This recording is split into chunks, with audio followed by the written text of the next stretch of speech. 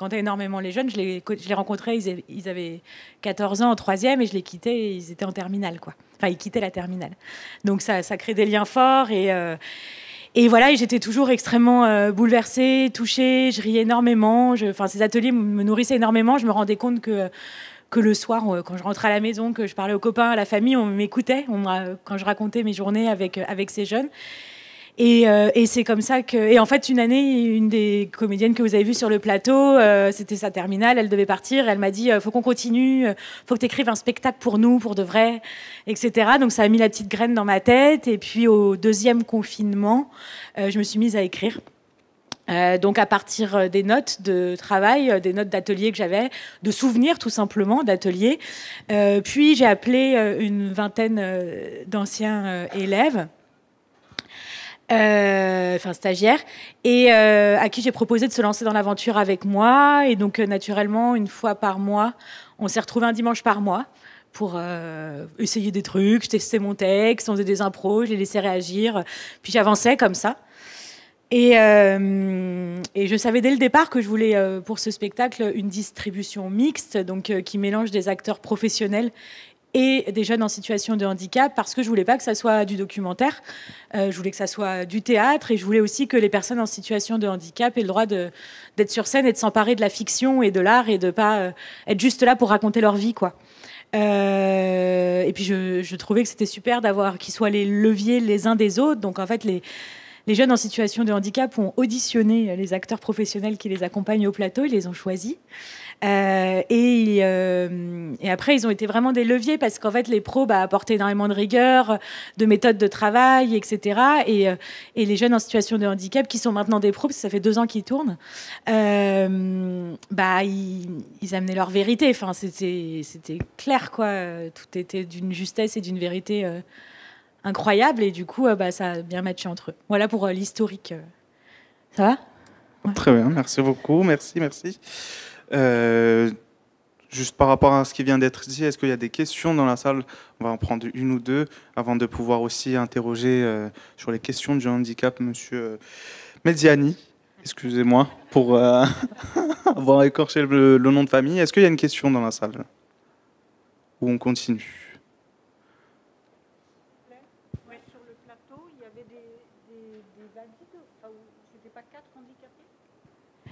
C'était des acteurs pour la moitié et des jeunes en situation de handicap qui maintenant sont acteurs.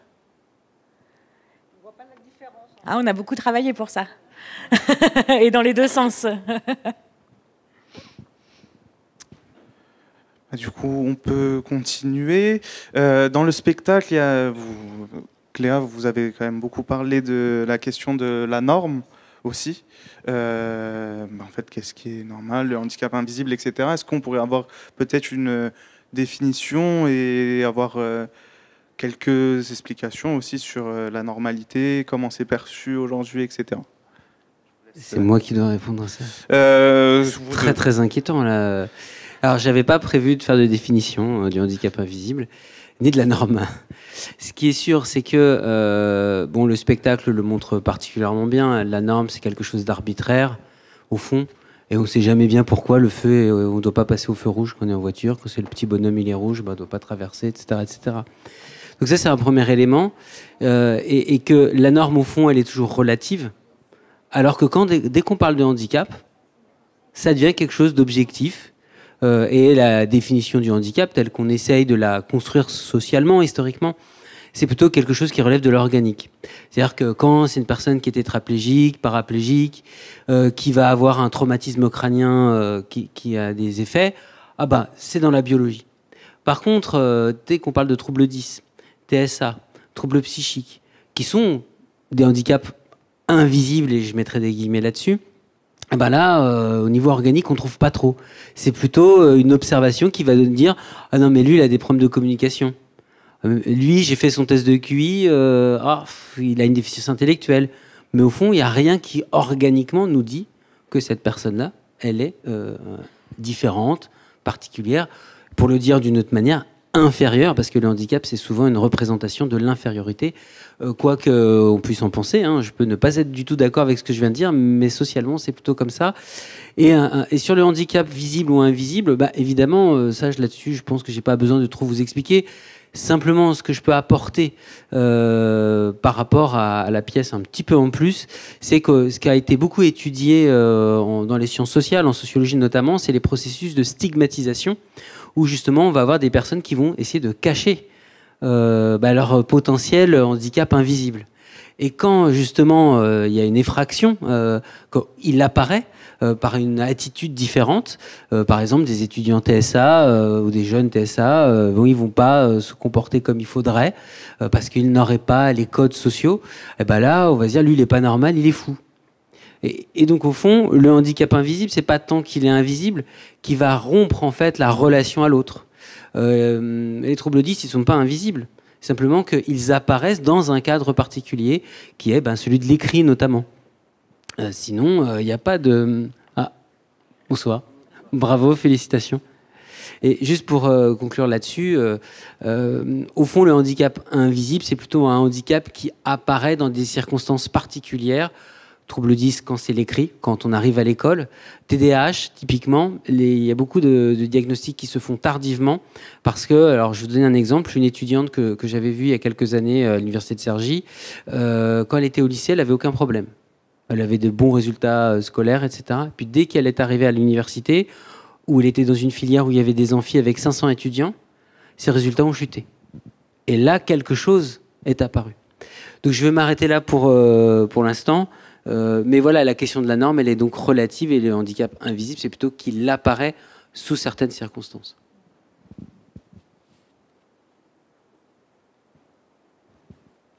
En tout cas, bienvenue. Merci pour la performance. Et pour la performance, donc je pense qu'on peut applaudir les comédiens qui se joignent à nous.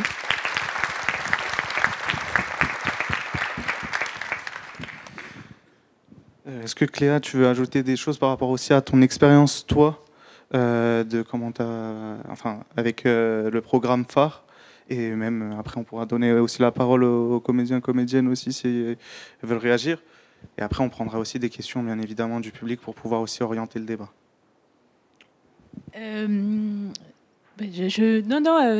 Effectivement, par rapport au handicap invisible, ce qui m'intéressait aussi, parce qu'il faut savoir que le programme phare, il n'y a pas que des personnes en situation de handicap invisible, c'est tout type de handicap confondu. Et c'est vrai que je me suis particulièrement concentrée là-dessus, parce qu'il y avait quelque chose aussi qui me saisissait sur dans la relation à l'autre, sur l'incompréhension, c'est-à-dire que tu vas pas engueuler quelqu'un qui est en fauteuil roulant parce qu'il monte pas les escaliers. Et par contre, tu te moques d'un jeune qui peut avoir des troubles 10 ou autre parce qu'il s'endort en classe et qu'il est crevé et qu'on comprend pas en fait. Et cette incompréhension crée la discrimination énormément. Et ça m'intéressait particulièrement du coup de mettre en lumière ça, quoi. Voilà.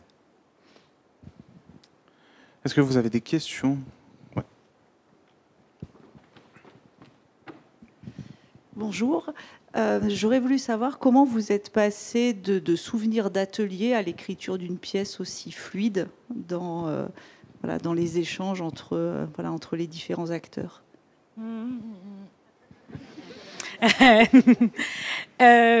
J'ai écrit. Au début, j'ai posé plein de pages comme ça avec des souvenirs.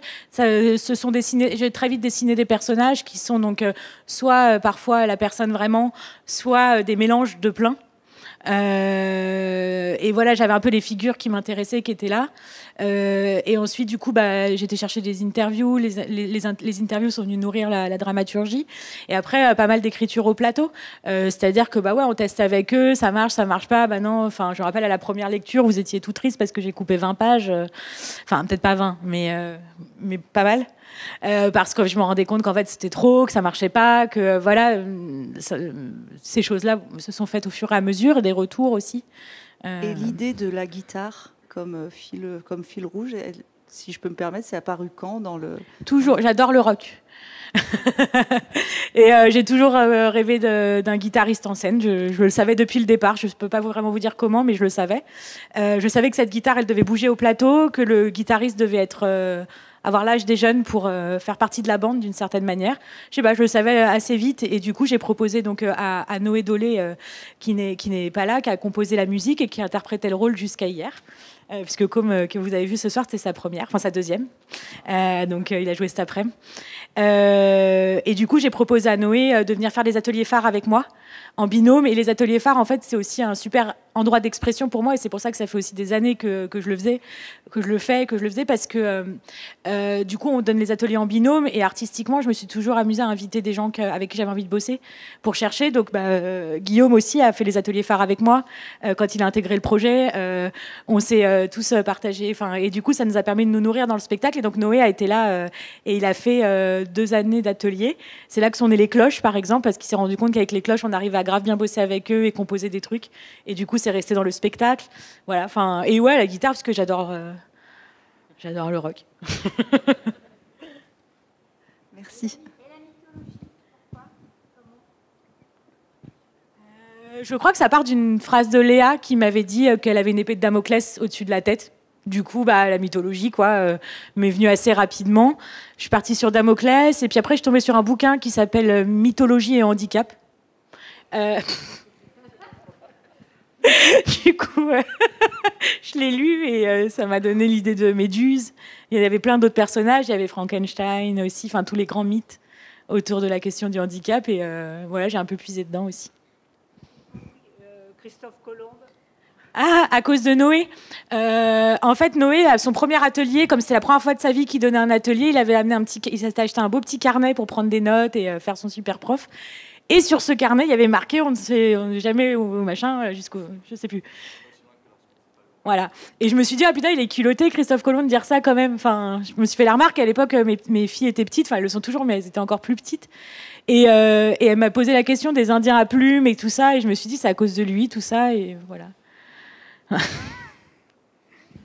Est-ce que je peux faire une petite remarque par rapport à la mythologie ? Ce qui est intéressant avec la mythologie grecque, c'est de voir comment... je vais faire mon historien, excusez-moi, hein, je vais être relou là. Mais ça va pas être fun, pour le coup, ce que je vais dire.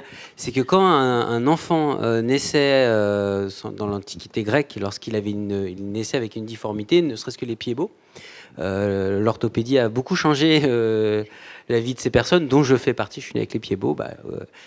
Sous l'Antiquité grecque, j'aurais été balancé dans la nature, abandonné, on appelait ça exposé, parce que c'était hors de la société, puisque ce n'était pas comme quelque chose de naturel. Et donc, pourquoi je dis ça ? Parce qu'en fait, le handicap, c'est très souvent une représentation de quelque chose qui est hors norme et qui donc faut sortir en fait de la société. Donc il y a une illustration à un moment donné dans le spectacle sur cet enfant qui veut s'en prendre justement à cette jeune fille. Mais ça, c'est des choses, en fait, les enfants savent même pas pourquoi. Et c'est dit en filigrane pendant tout le spectacle, mais les adultes aussi. Faut quand même dire que les adultes, ça les embête. Quand il y a un enfant un peu différent, ça les gêne. Voilà, alors je dis pas on est tous comme ça, évidemment. Mais en tout cas, sur la question de la mythologie grecque, ça c'est intéressant que vous soyez appuyé sur ça, parce que j'ai envie de dire que dans nos sociétés occidentales, on se dit très influencé par la Grèce, en Grèce, on était quand même... franchement pas très sympa avec ce qui était différent, pour le dire gentiment. Et autre élément, et là je m'arrêterai là-dessus, il s'avère que les personnes ayant un trouble mental du point de vue des Grecs auraient été des personnes plus proches des dieux. Vous voyez, tout le paradoxe en fait de la place qu'on attribue aux personnes handicapées dans les sociétés, dans l'Antiquité grecque, et aussi dans d'autres sociétés plus anciennes encore ou plus récentes. J'ai plombé l'ambiance. On reparle du spectacle. Est-ce qu'il y a une question ?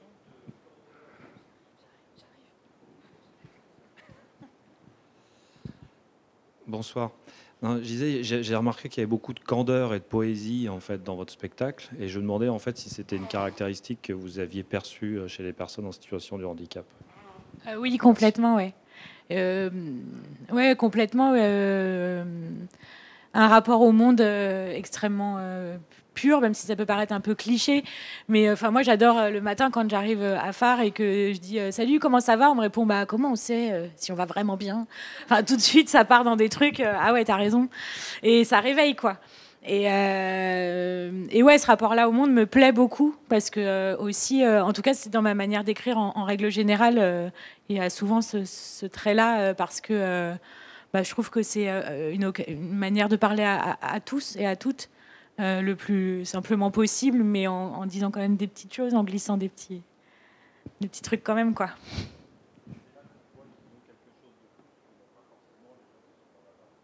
Voilà. Et ils finissent avec des capes de super-héros.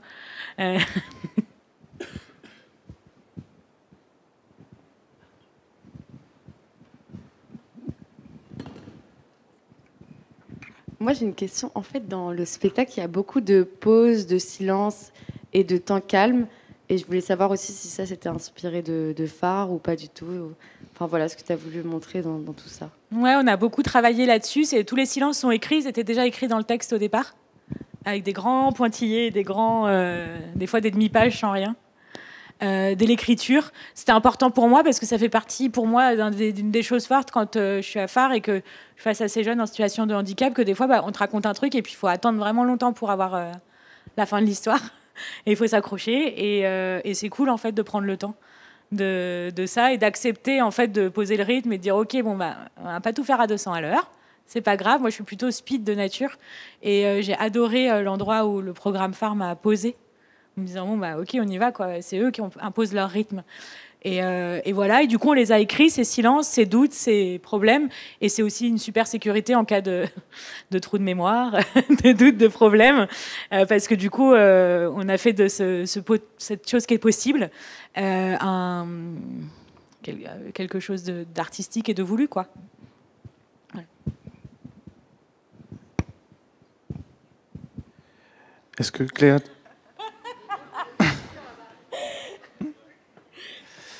Est-ce que Cléa, tu peux nous dire, les jeunes personnes accompagnées par Phare, ça concerne qui, en fait? Parce que là, tu en as parlé, etc., mais je ne sais pas si tu as précisé l'accompagnement, ça concerne qui?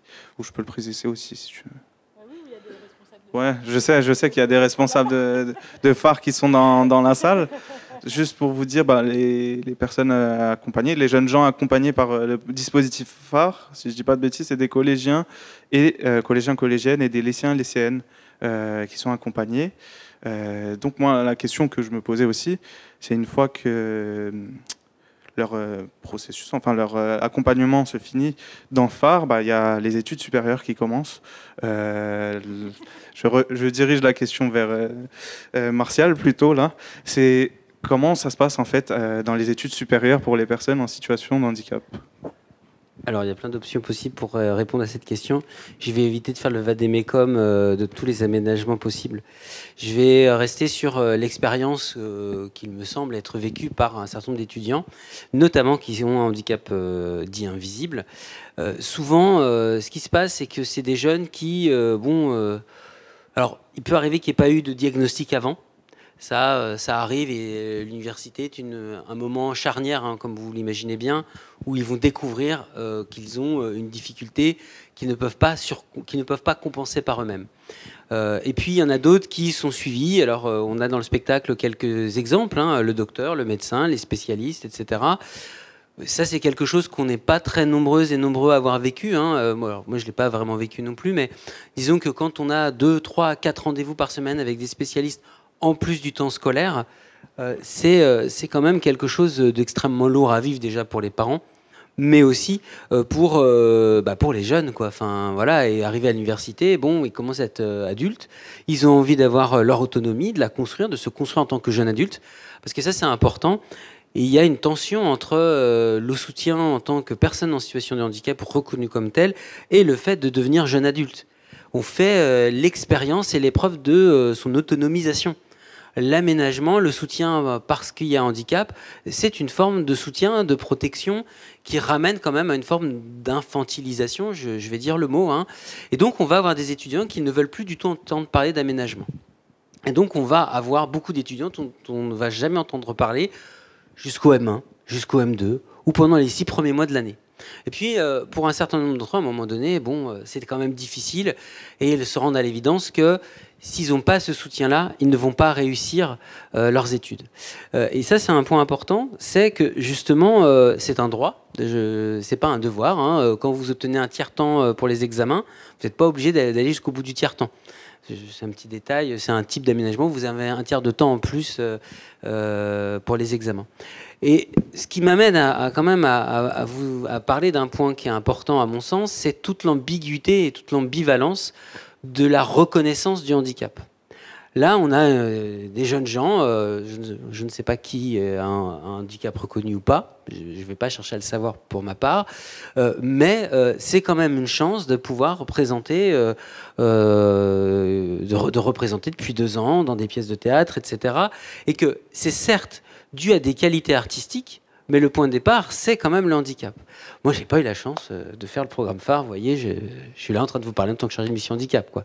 C'est quand même moins sympa, on a moins d'admiration. Je fais une petite boutade, mais pourquoi je dis ça?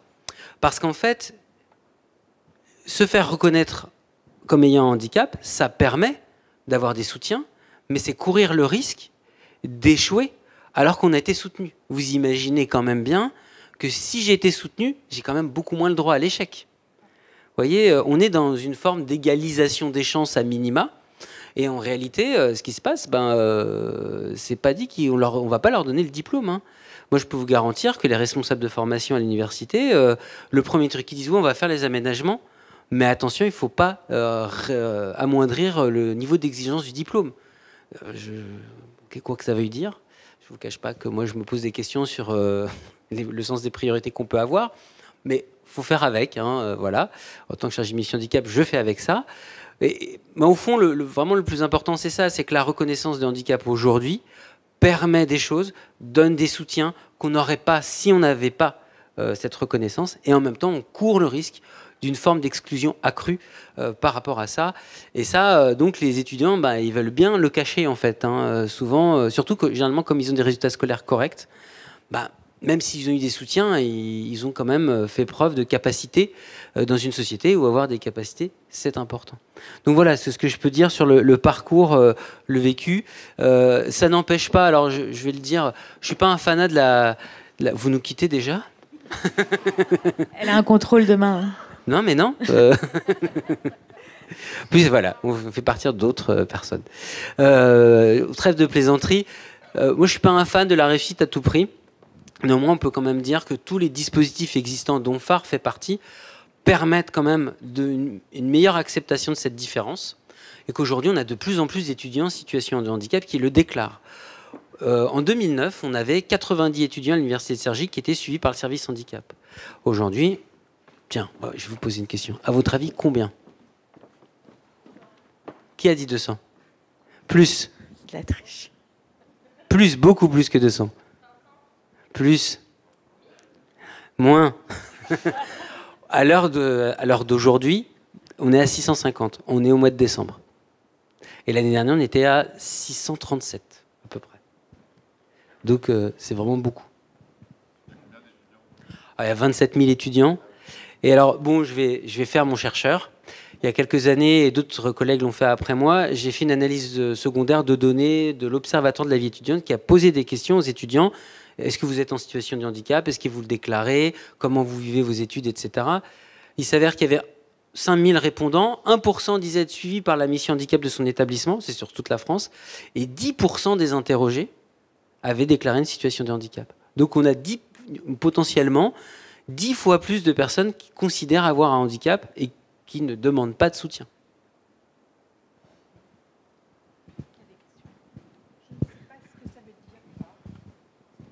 Par-delà le handicap, réussir et les études. Bon, on recommence. Avancer et réussir ses études supérieures. Par-delà le handicap, avancer et réussir les études supérieures. J'y étais presque. Je voulais... ce que vous venez de dire sur la question de l'exigence, notamment des enseignants, j'ai été formateur, donc je sais aussi ce que c'est.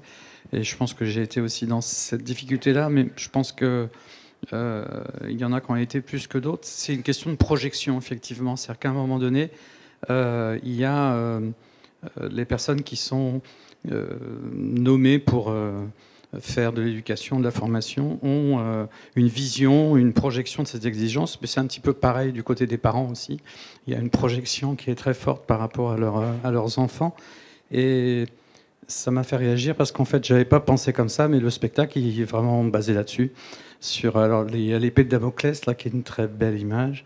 Et cette question de la pression, quoi, et de l'exigence qui est valable pour tout le monde, mais évidemment qui est un petit peu plus pernicieuse et angoissante si ça lâche un peu de partout, quoi. Et que les autres nous le rappellent gentiment. Ouais, petite réaction, deux points. Le premier, c'est que justement, alors, je vais parler d'études supérieures, les enseignants du premier et du second degré, je suis un peu moins sûr qu'ils soient dans ce genre de préoccupation. En tous les cas, quand ils sont confrontés, peut-être de manière un peu moins forte. Ce qui est sûr, c'est que c'est un dilemme professionnel aujourd'hui. Il y a 40 ans, c'était pas un dilemme professionnel. Je ne vous le cache pas que...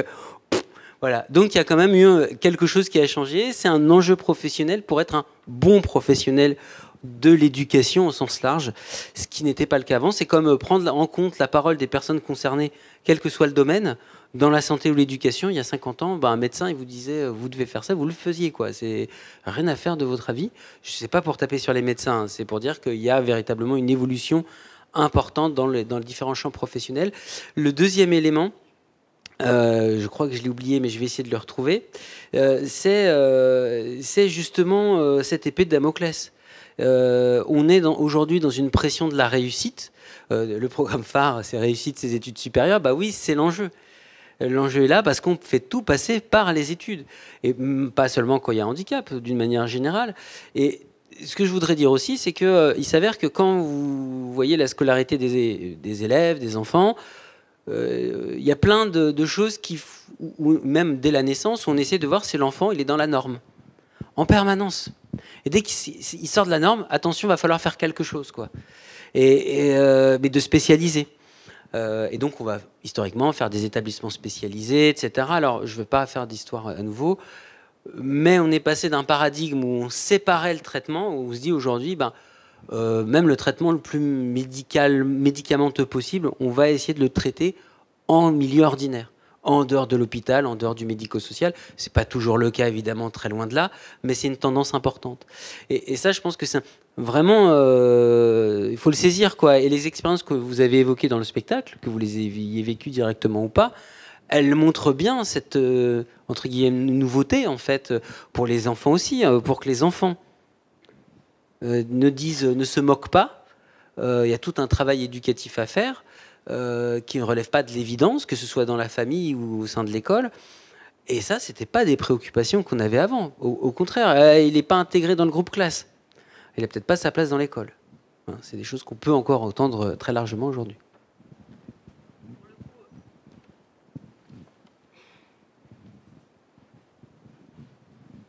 Pour le coup, je suis enseignante en maternelle et je peux vous dire qu'en maternelle, l'acceptation est là.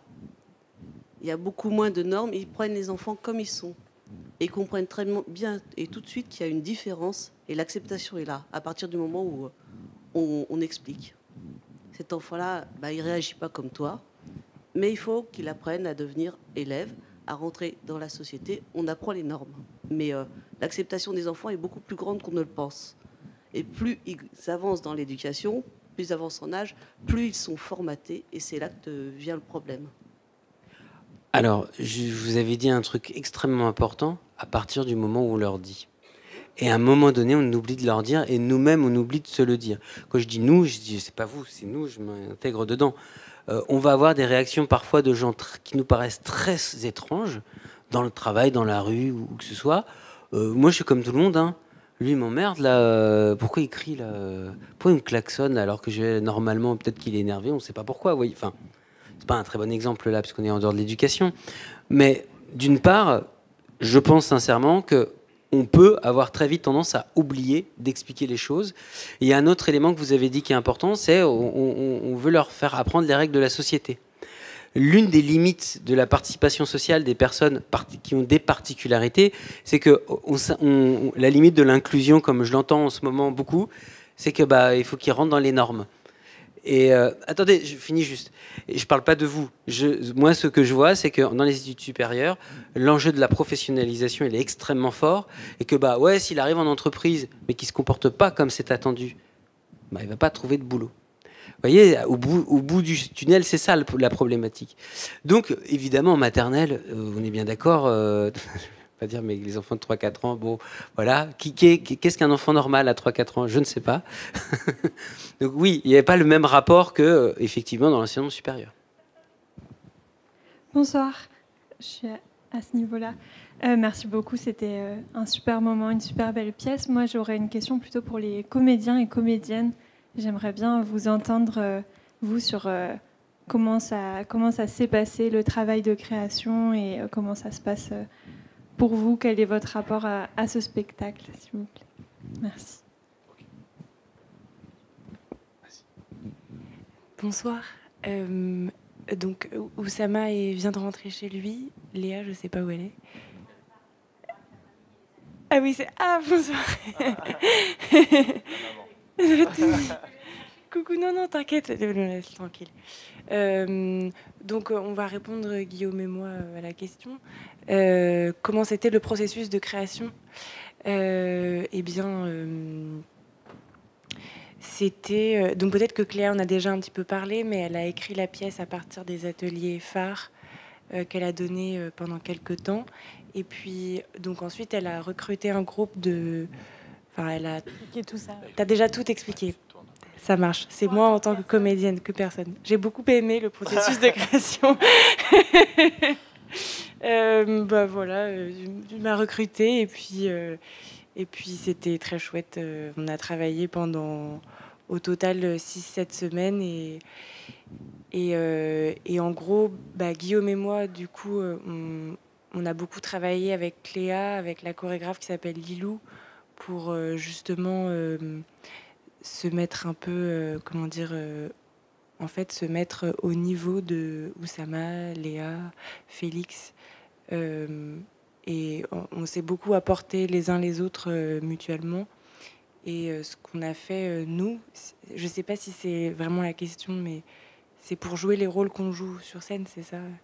C'est, on est parti quand même de nous-mêmes et on est parti chercher un peu ce qui était naturel chez nous, mais aussi de plus étrange peut-être.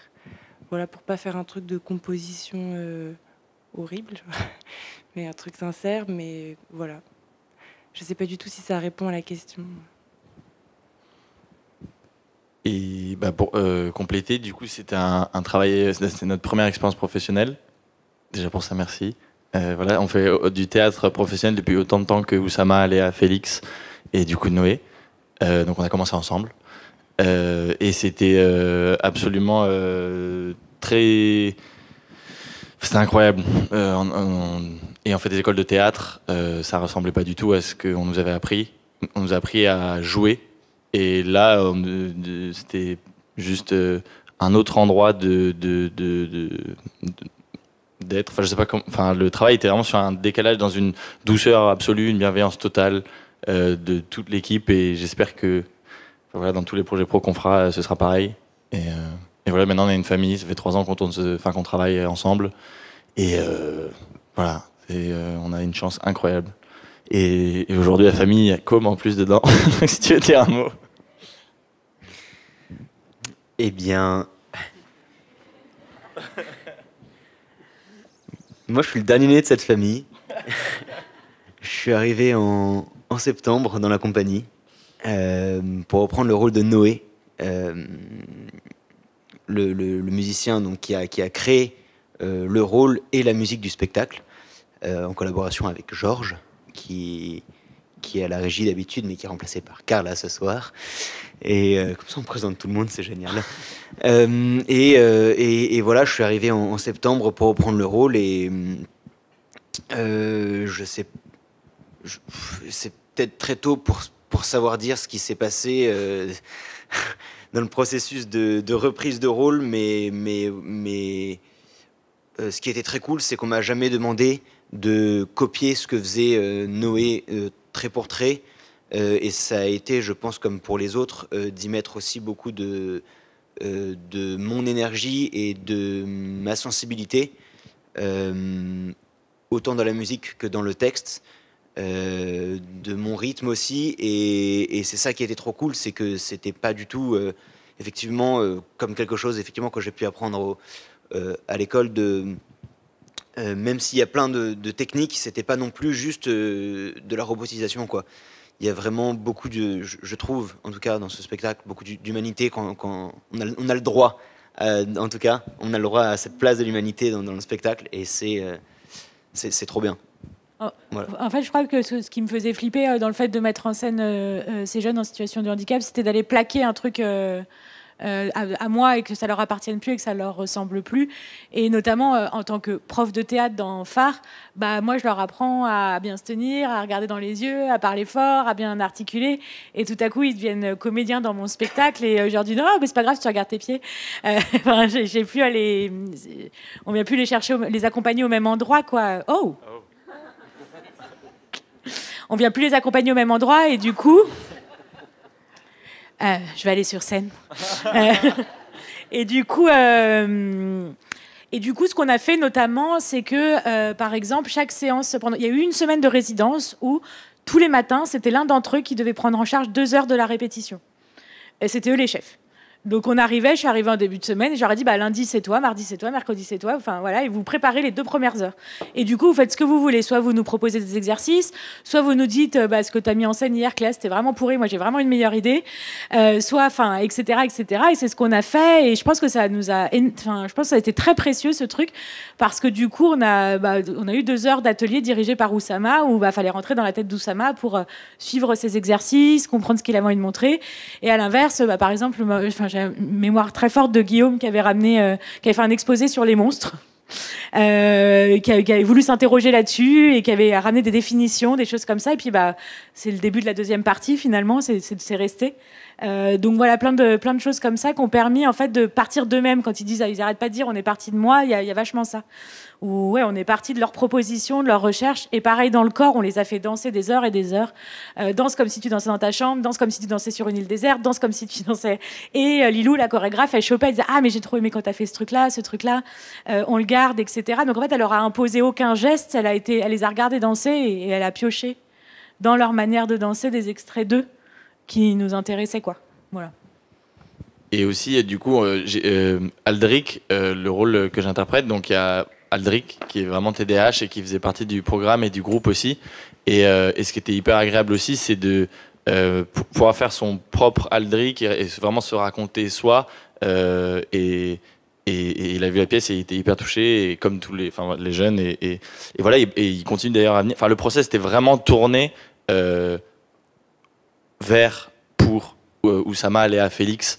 Et Félix qui s'endormait en répétition parce qu'il avait plus d'énergie. Donc, du coup, dans la pièce, Léa s'endort à plein de moments sur scène. Enfin, voilà, c'est toute la question de qu'est-ce qu'on en fait. Et à la fin, tout est dans le spectacle.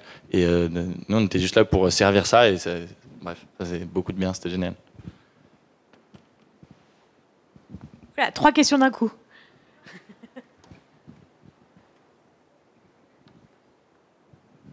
Je me faisais la réflexion qu'à un moment, l'un des personnages dit que... comment dire ?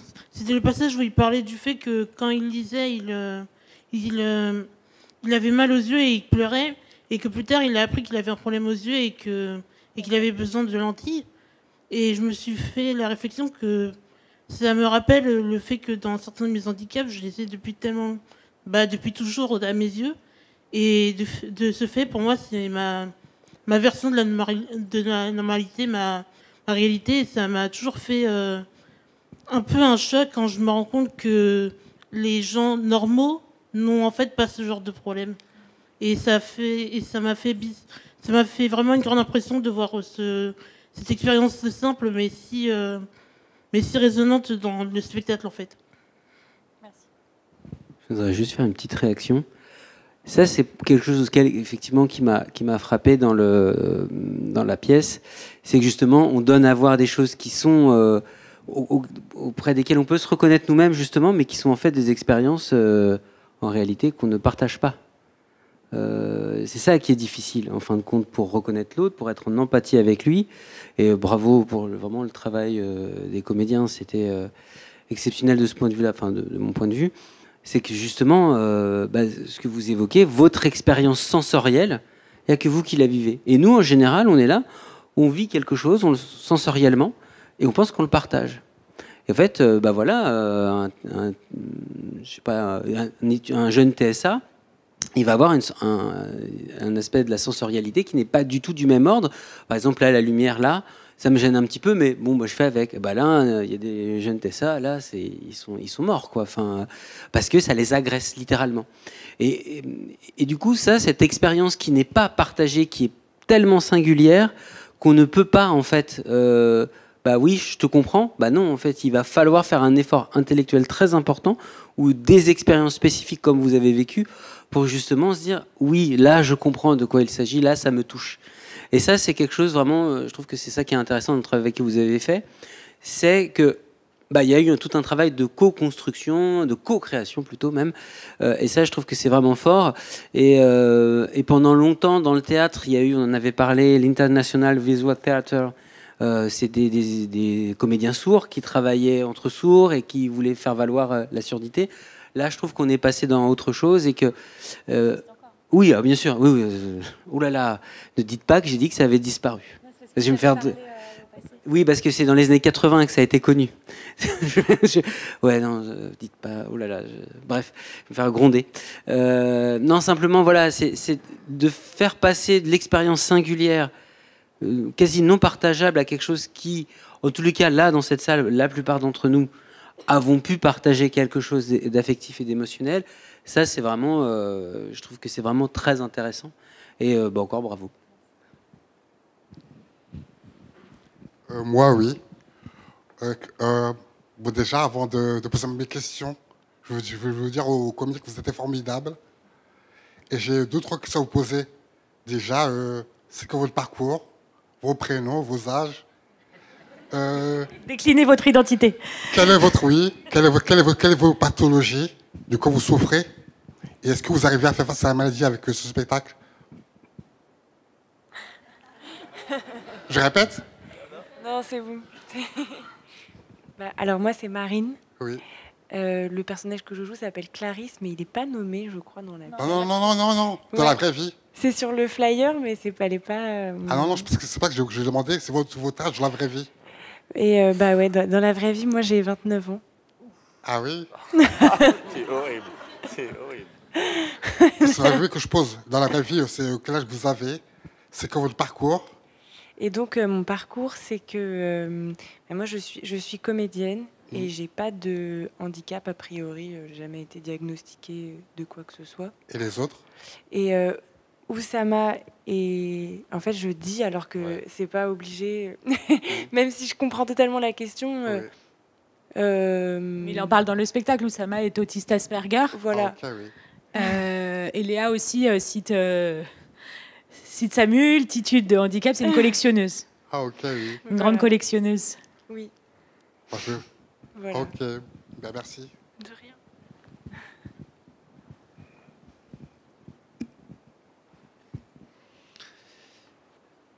Ce que je voulais dire simplement, c'est effectivement, vous disiez que socialement, les personnes en situation de handicap étaient considérées comme inférieures. Et ce qui est agréable, en fait, ce qui est sympa dans votre spectacle, c'est que là, pour le coup, on a vraiment l'impression d'apprendre d'eux. Et il nous révèle, en fait, comme une part d'humanité qu'on a en nous, mais qu'on ne met pas autant en relief que eux. Et en ça, je trouve qu'ils ont une compétence indéniable. Merci.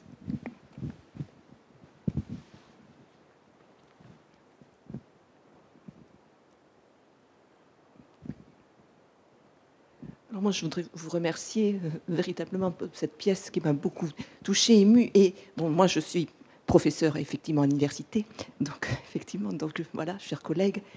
Et j'ai vraiment, ce que j'ai plus apprécié, c'est les silences, les temporalités et le temps. Et ça, c'est possible à l'université. Moi, j'ai expérimenté cela avec mes étudiants en situation de handicap. Par exemple, lorsqu'ils répondent très lentement et qu'il faut attendre, et que vous avez la classe entière qui attend. Alors au début, je dois vous dire qu'il faut se dominer, hein, parce que cette réponse qui n'arrive pas suffisamment vite, et au début, je m'énervais. C'est pas possible. Bon, elle va sortir, puis l'heure tourne. On ne peut pas attendre, effectivement, que la personne articule la réponse, la bonne réponse. Puis au bout d'un moment, enfin quand même très rapidement, au bout de 2 ou 3 cours, on se dit, mais enfin, on est complètement... Ça va pas, ça. Mais on s'en fiche. On s'en fiche. Si effectivement, ce que l'on doit faire pendant 1h30 n'est pas fait, et si elle, en l'occurrence c'était une personne, si elle ne répond pas. Et ce qui est extraordinaire, c'est que dès l'instant où l'on attend et où toute la classe attend, eh bien on se met au mode de la personne qui est là. Et je peux vous dire que ce cours, effectivement, a été un cours particulièrement réussi. Et toute la classe, tous les étudiants se sont mis au diapason. Et chaque fois que cette personne intervenait, et elle intervenait souvent, eh bien nous attendions qu'elle émette sa réponse. Donc je dis c'est possible aussi, et parce que ça demande aussi que nous fassions un effort. Voilà. Et puis tant pis si au bout d'1h30, eh bien nous n'avons fait que la moitié de ce que nous devions faire, surtout qu'à l'université, on est quand même relativement libre. Donc je veux dire, moi ça m'a avoir des étudiants en situation de handicap, ça m'a permis de me dépasser dans mon enseignement. Et je peux vous dire que les étudiants, c'est ce que s'est passé. Et cette notion de temps m'a beaucoup. Je vais répondre. J'ai l'impression que ça peut me concerner. Oui, bien sûr. Dans ce que vous dites, ce qui est important, et c'est ce que vous disiez aussi, c'est au fond, il y a des lois, il y a des textes, c'est très bien. Il y a un chargé de mission handicap à l'université de Cergy, on vous a dit que... Ouais, non. Mais le chargé de mission handicap, si les enseignants-chercheurs ne veulent pas faire un petit pas de côté, faire un effort, changer de leur posture, etc., ça va pas fonctionner. Et ce qui est juste une petite anecdote, je crois pas qu'il y ait de collègues du service handicap ou du service de santé. Non, je peux le dire. On attend de moi, dans certains services et composantes, quelqu'un qui a de la poigne qui va dire quand c'est pas bien, c'est pas bien. Eh ben, je peux vous garantir que je l'ai fait 2 fois. 2 fois, ça s'est mal terminé. Donc, je ne fais plus ça. C'est pas possible. Ça ne sert à rien. Et même, je vais vous raconter une toute petite anecdote, alors qui n'a rien à voir avec ce que vous avez dit, même si ça concerne une étudiante et une enseignante. Une étudiante qui est assez revendicatrice de ses droits est entrée en conflit important avec une enseignante dans une UFR de l'université, peu importe. Et ça allait très loin parce qu'on a fini par devoir faire une médiation par la direction de l'UFR. Et on me demandait de venir, hein, le responsable du service handicap voulait que je vienne parce que comme ça, je faisais autorité. Et j'ai décidé de ne pas y aller. Ce que j'ai décidé de faire, c'est de dire à l'étudiante, écoutez, oui, on comprend tout à fait, vous avez vos droits, il ne faut pas hésiter à revendiquer, etc. Mais qu'à un moment donné, vous ne pouvez pas passer votre temps à revendiquer tout le temps vos droits. Vous êtes là pour faire des études, pour apprendre des choses, pour vous créer un avenir. C'est ça la priorité en fait. Et bien évidemment, si vous avez besoin, vous n'hésitez pas à m'appeler, vous me contactez, il n'y a aucun souci. Et de l'autre côté, l'équipe enseignante avec le directeur de l'UFR commençait à vouloir faire un tribunal. Alors qu'est-ce que j'ai fait? J'ai dit, non mais je pense qu'il faudrait plutôt aménager les choses. Oui, alors là, si pendant le TD ça va pas, il faut la sortir du TD l'étudiante. Et puis on va arranger les choses parce que de toute façon entre l'enseignante et l'étudiante ça ne marche plus.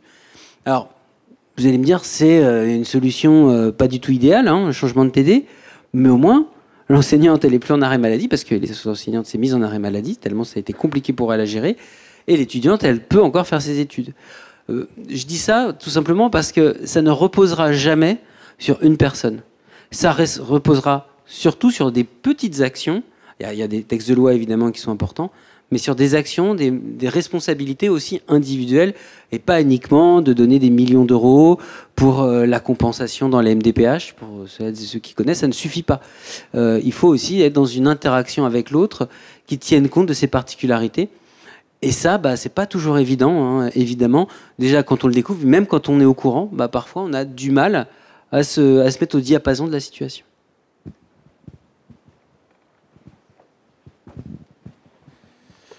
En tout cas, merci beaucoup pour les interventions. L'horaire avance. On va prendre une dernière question, vraiment une seule question. Après, on va clôturer le débat. Merci. Alors, c'est pas trop une question. On profite un peu pour remercier Cléa de ce très beau projet, de tout ce qu'elle apporte. Je suis la maman de Léa. C'est pas pour. Je suis la maman fière de Léa. Et c'est vrai que quand cette aventure a été lancée, j'aurais jamais cru, en mettant Léa en maternelle, avec toutes ses particularités, qu'elle en arrive à ce niveau-là, à être sur scène devant vous, à parler comme ça, à bouger comme ça, à danser comme ça. Cette famille qu'elle s'est créée, comme ils ont tous dit, tous les comédiens sur scène, et tout ça, c'est beaucoup grâce à Cléa. J'ai eu peur. Je ne vais pas m'en cacher, j'ai eu très très peur. Ça a été la Troisième Guerre mondiale quand Léa m'a annoncé qu'elle arrêtait ses études pour se mettre à fond dans cette pièce.